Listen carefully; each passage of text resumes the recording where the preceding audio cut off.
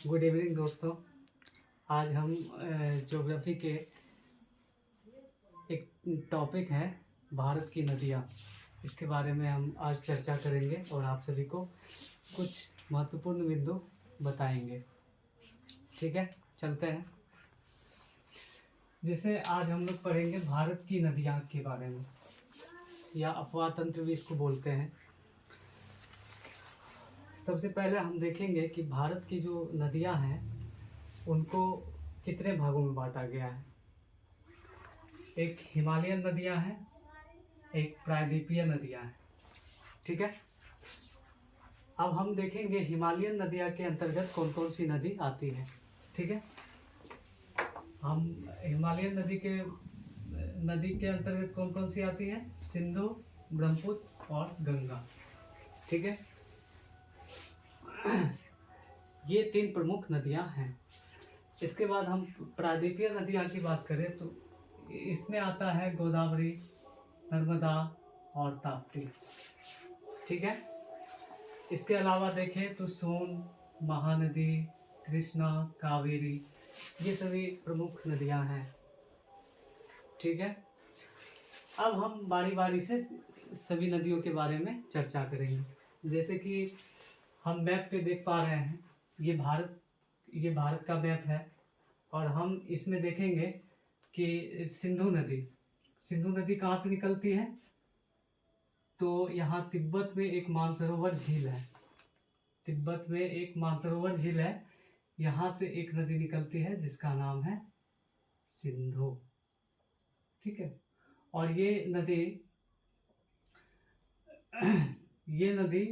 यहाँ लद्दाख के पास दोमच नामक स्थान पे ये भारत में प्रवेश करती है और भारत होते हुए ये पाकिस्तान में प्रवेश करती है और फिर पाकिस्तान में प्रवेश करते हुए फिर आगे अरब सागर में गिरती है। ठीक है, अब हम सिंधु नदी के बारे में पढ़ेंगे तो इसकी लंबाई कितनी है? 2860 किलोमीटर। ठीक है, और भारत में अगर इसकी लंबाई देखें तो 1414 किलोमीटर। भारत में इसकी लंबाई 1414 किलोमीटर है।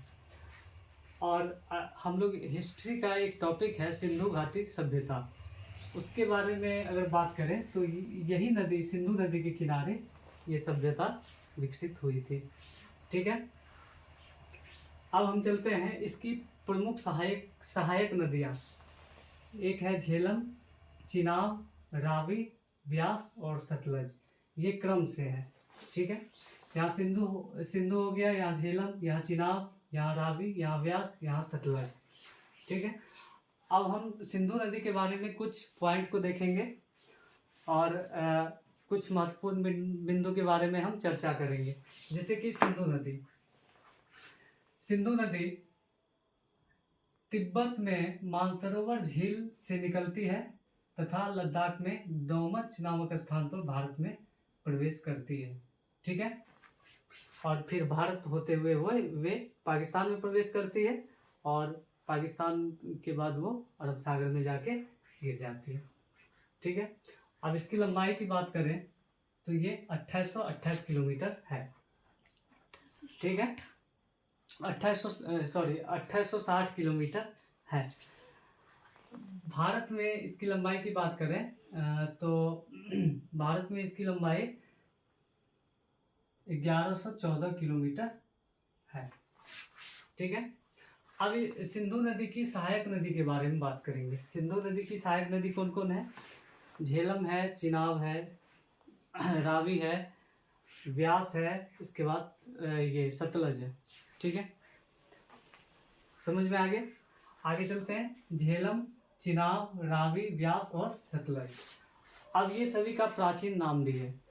झेलम का प्राचीन नाम वितस्तता है, चिनाब का प्राचीन नाम अस्किनी है, रावी का पुरुषनी और व्यास का विपाशा और सतलज का शतुद्री है। ठीक है, अब एक पॉइंट पे हम गौर करेंगे। सिंधु जल समझौता ये 1960 में आया था। ये कब आया था? 1960 में। इसमें कहा गया कि सिंधु, झेलम और चिनाब ये तीनों नदी का 80% जल पाकिस्तान तथा 20% जल भारत उपयोग करेगा। ठीक है, मतलब इसका ये समझौता में ऐसा कहा गया कि सिंधु, झेलम, चिनाब ये तीनों नदियां का 80% जल पाकिस्तान यूज करेगा तथा 20% जल भारत यूज करेगा। समझ में आ गया? इसके बाद आगे देखें तो रावी, व्यास और सतलज। ठीक है, इन तीनों नदियां का 80% जल भारत यूज करेगा तथा 20% जल पाकिस्तान यूज करेगा। ठीक है, इस समझौता में ये निर्णय लिया गया। समझ में आ गया? अब हम आगे चलते हैं ब्रह्मपुत्र नदी। ठीक है, अब हम आगे चलते हैं ब्रह्मपुत्र नदी। ब्रह्मपुत्र नदी भी मानसरोवर झील से निकलती है और ये अरुणाचल प्रदेश होते हुए, असम होते हुए ये बांग्लादेश में प्रवेश करती है और बांग्लादेश में प्रवेश करते हुए बंगाल की खाड़ी में गिर जाती है। ठीक है, और इधर से आप देख पा रहे होंगे कि ये गंगा नदी जो गंगोत्री हिमनद से निकलती है, जिसकी लंबाई 25 किलोमीटर है, ये उत्तराखंड, यूपी, बिहार, इसके बाद पश्चिम बंगाल होते हुए बांग्लादेश में प्रवेश करती है और अंततः ये एक स्थान पे ब्रह्मपुत्र नदी से मिल जाती है। तो जब गंगा की जलधारा और ब्रह्मपुत्र की जलधारा मिलती है तो यहाँ इसको मेघना नाम से जानते हैं। ठीक है, अब हम वापस चलेंगे ब्रह्मपुत्र नदी। इसकी लंबाई कितनी है? 2900 किलोमीटर और भारत में इसकी लंबाई कितनी है? 915 किलोमीटर। ठीक है, अब हम ब्रह्मपुत्र नदी के बारे में बात करेंगे। ब्रह्मपुत्र नदी मानसरोवर झील से निकलती है। ठीक है, तिब्बत होते हुए अरुणाचल प्रदेश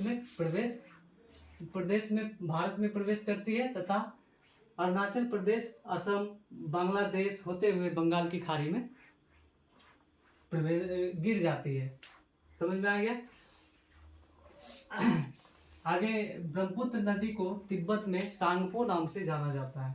तिब्बत में इसको कौन सा नाम से जाना जाता है? सांगपो नाम से जाना जाता है।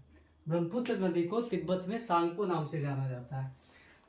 ब्रह्मपुत्र नदी को बांग्लादेश में जमुना नाम से जाना जाता है। ब्रह्मपुत्र नदी को बांग्लादेश में जमुना नाम से जाना जाता है। ठीक है, वापस हम चलेंगे गंगा नदी पे। गंगा नदी आप सभी जानते हैं कि गंगा नदी भारत की सबसे पवित्र नदी है और ये भारत की सबसे लंबी नदी है। इसके बाद इसके बारे में हम चर्चा करेंगे कि इसकी कितनी लंबाई है और ये कहाँ से निकलती है ना, कहाँ गिरती है, ये सभी बात का हम यहाँ पे जिक्र करेंगे। जैसे कि गंगा नदी है, यहाँ गंगा नदी उत्तराखंड के गंगोत्री हिमनद से निकलती है। गंगा नदी उत्तराखंड के गंगोत्री हिमनद से निकलती है तथा उत्तर प्रदेश, बिहार, पश्चिम बंगाल, बांग्लादेश होते हुए ये बंगाल की खाड़ी में गिरती है। ठीक है, यहाँ तक समझ में आ गया? जैसे कि यहाँ गंगा नदी गंगोत्री हिमनद से निकले उत्तराखंड होते हुए, इसके बाद ये यूपी में प्रवेश की, यूपी, बिहार, इसके बाद पश्चिम बंगाल होते हुए बांग्लादेश होते हुए ये बंगाल की खाड़ी में गिर जाती है। बंगाल की खाड़ी में गिर जाती है। ठीक है, अब हम आगे चर्चा करेंगे ये गंगा नदी का नाम गंगा कहाँ से पड़ता है। ठीक है, जैसे कि अलकनंदा और भागीरथी ये दो जलधारा है। ठीक है, अलकनंदा एक जलधारा अलकनंदा, एक भागीरथी, दोनों देव प्रयाग नामक जगह पे एक दूसरे से मिल जाती है, वहीं से इसका नाम गंगा पड़ जाता है। ठीक है, अब देखिए गंगा की भारत की सबसे लंबी नदी गंगा है, ठीक है। भारत की सबसे की सहायक नदी यमुना है। गंगा की सहायक नदी कौन है? यमुना है। और भारत की सबसे बड़ी सहायक नदी यमुना है। और यमुना यमुना की सहायक नदी चंबल, बेतवा और केन है, ठीक है। अब आगे चलेंगे। गंगा नदी को बांग्लादेश में पद्मा नाम से जाना जाता है। गंगा नदी को बांग्लादेश में पद्मा नाम से जाना जाता है, ठीक है। अब यहाँ पे देखेंगे गंगा नदी का सहायक नदी घाघरा, कोसी, गंडक, बूढ़ी गंडक, पुनपुन, सोन नदी इत्यादि, ये सभी नदी गंगा की सहायक नदी है, ठीक है। अब हम हिमालयन नदी के बारे में पढ़ लिए, सभी नदी के बारे में एक नदी है लूनी नदी, जो राजस्थान के अरावली पर्वत श्रेणी, आप लोग को पता होगा कि अरावली पर्वत श्रेणी भारत की प्राचीनतम पर्वत श्रेणी है, ठीक है। यहाँ से एक नदी निकलती है लूनी नदी, ठीक है। एक नदी निकलती है लूनी नदी, और ये यहाँ से निकलती है और ये कोई सागर में नहीं गिरती है। ये कच्छ के रन में, गुजरात में एक जगह है कच्छ के रन में विलुप्त हो जाती है, ठीक है। और अब हम चलेंगे प्रायद्वीपीय नदी के बारे में। हम लोग हिमालयन नदियां के बारे में चर्चा कर लिए, ठीक है। अब हम चलेंगे प्रायद्वीपीय नदी के बारे में। तो प्रायद्वीपीय नदी में एक जगह है, क्या कहते हैं इसको, एक जगह सॉरी अमरकंटक, ठीक है। अमरकंटक एक जगह है छत्तीसगढ़ में, ठीक है। छत्तीसगढ़ में एक जगह है अमरकंटक की पहाड़ी, यहाँ से 3 नदी निकलती है। एक नदी निकलती है नर्मदा, जो गुजरात होते हुए अरब सागर में गिर जाती है। एक नदी निकलती है सोन, जो अमरकंटक की पहाड़ी से निकलते हुए झारखंड होते हुए ये गंगा से मिल जाती है। एक चीज हम लोग देखे होंगे कि गंगा और सोन नदी के संगम पे पटना शहर बसा हुआ है, बिहार का, ठीक है। और एक नदी निकलती है महानदी, ठीक है। एक नदी कौन सी है? महानदी। महानदी के बारे में अगर हम और विशेष बिंदु का बात करें तो महानदी पे हीरा कुंड बांध परियोजना निर्मित है। महानदी पे कौन सा परियोजना निर्मित है? हीराकुंड बांध परियोजना, ठीक है। अब हम चलेंगे नर्मदा नदी। नर्मदा नदी जब निकलती है यहाँ से तो ये गुजरात में एक ऊंचाई से गिरती है, ठीक है। ऊंचाई से जब गिरती है, मतलब इस टाइप से अगर बात करें, जैसे कि ऐसे जलधारा आया, ऊंचाई से ये गिरा, ठीक है, ऊंचाई से ये गिरा, तो इसको कहते हैं हम लोग धुआं धार जल प्रपात, ठीक है। धुआंधार जल प्रपात कहाँ है? तो ये नर्मदा नदी पे है। समझ में आ गया? अब आगे चलते हैं ताप्ती नदी।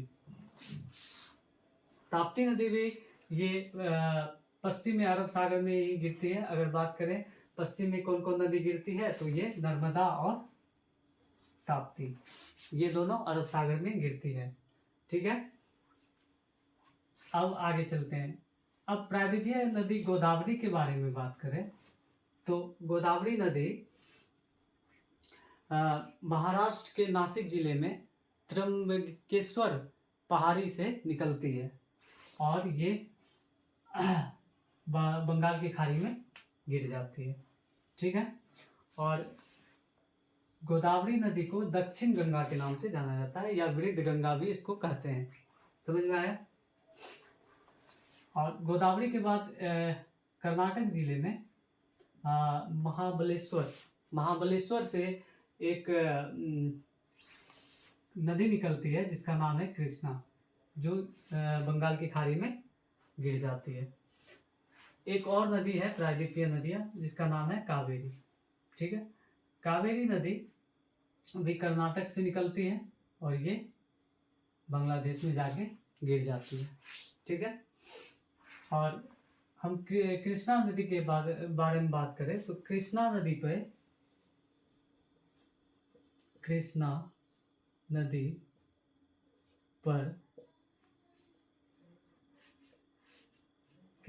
पर स्थित डैम कौन सा है? कृष्णा नदी पे स्थित डैम है, इसका नाम है नागार्जुन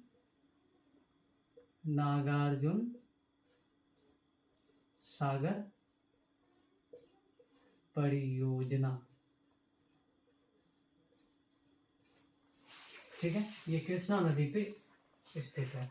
तो हम लोग देख लिए कृष्णा नदी पे कौन सा है, नागार्जुन बांध परियोजना, और नर्मदा नदी पे कौन सा है, धुआंधार जलप्रपात, और महानदी पे कौन सा है, हीराकुंड बांध परियोजना। ठीक है, हम लोग समझ लिए नदी तंत्र के बारे में कि भारत की नदियां को दो भागों में बांटा गया, एक हिमालयन नदियां, एक प्रायद्वीपीय नदियां। हिमालयन नदियों के बारे में चर्चा कर लिए, सिंधु, ब्रह्मपुत्र, गंगा, और प्रायद्वीपीय नदी के बारे में पढ़ लिए, गोदावरी, नर्मदा, ताप्ती, सोन, महानदी, कृष्णा, कावेरी।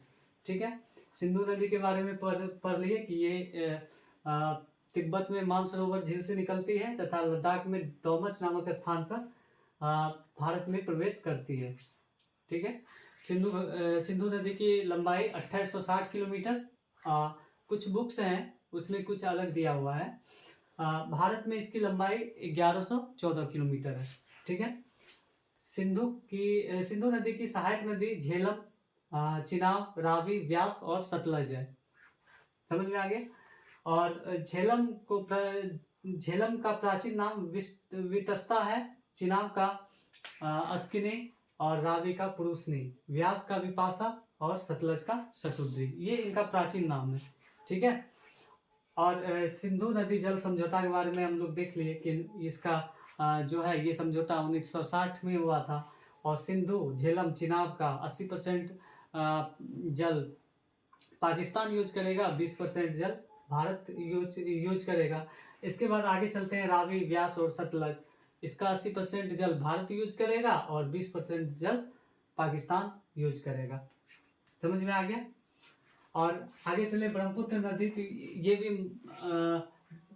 ये भी तिब्बत में मानसरोवर झील से निकलती है और अरुणाचल प्रदेश होते हुए, असम होते हुए बांग्लादेश में प्रवेश करती है। इसके बाद फिर बंगाल की खाड़ी में गिर जाती है। ठीक है, ब्रह्मपुत्र नदी ये सबसे चौड़ी नदी है। ठीक है, चौड़ी नदी होने के कारण ये बीच में एक संरचना बना लेती है।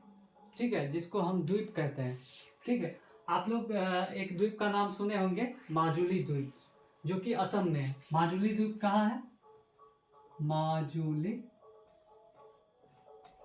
माजुली द्वीप। ठीक है, ये असम में स्थित द्वीप है। ठीक है, एक और छोटा द्वीप है जिसका नाम है उमानंद। ठीक है, समझ में आ गया। इसके बाद हम चलते हैं गंगा नदी की ओर। हम लोग इतना जान गए कि ब्रह्मपुत्र नदी को तिब्बत में सांगपो नाम से जाना जाता है। इसके बाद ब्रह्मपुत्र नदी को बांग्लादेश में जमुना नाम से जाना जाता है। गंगा नदी को गंगा नदी को बांग्लादेश में गंगा नदी को पद्मा नाम से जाना जाता है।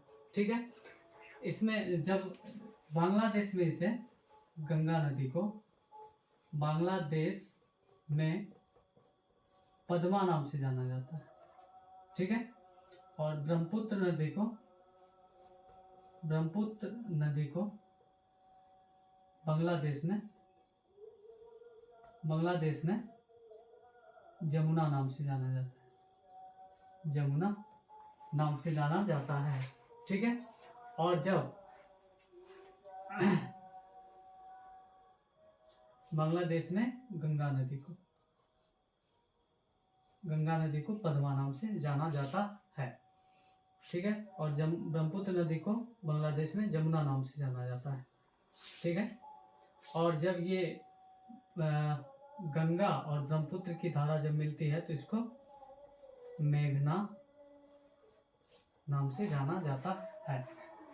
और हम बात करें ये यमुना की सहायक नदी चंबल, बेतवा और केन, ठीक है। तो आज इतना ही, और आप लोग बताइएगा कि ये क्लास कैसा लगा, और अच्छा लगा तो लाइक कीजिएगा, इसके बाद लाइक कमेंट सब्सक्राइब कीजिएगा और शेयर भी कर सकते हैं, ठीक है। ठीक है, बाय।